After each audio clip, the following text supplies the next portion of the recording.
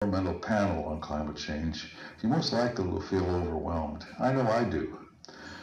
It is a complex global issue that is already causing much suffering. The continent of Africa contributes a tiny amount of the historical greenhouse gas emissions responsible for human-induced climate change, just 2 to 3%. Africa has the lowest per capita emissions of any global region, but Africa is paying the price of human-induced climate change. Africa stands out as the most vulnerable region in the world, driven by low levels of socioeconomic growth.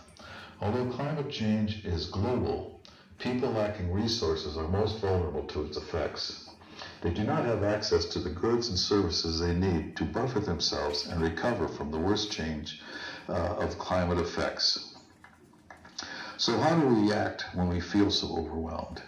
I'm addressing you as journalists, and as the playwright Tom Stoppard has said, I still believe that if your aim is to change the world, journalism is a more immediate short-term weapon. We have a saying, think globally and act locally. That can mean finding those problems, no matter how small, that can be fixed by the local community. These issues can bring a measure of relief to the people you serve, and small successes often lead to changes in attitude and a willingness to do more. I want to suggest to you the approach of seeing climate change and environment action as an investment opportunity, a way to improve socioeconomic conditions in your communities. It's an approach championed in policy forums like the African Ministerial Conference on the Environment and the United Nations Environment Assembly.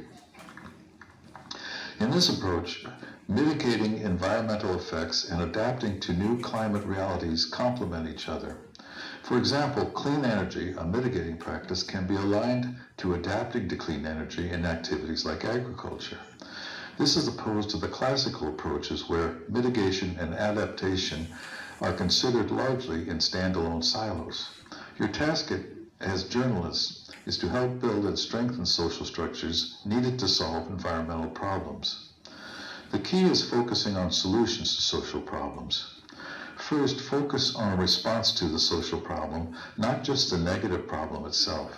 Report on how a response has worked and why it hasn't.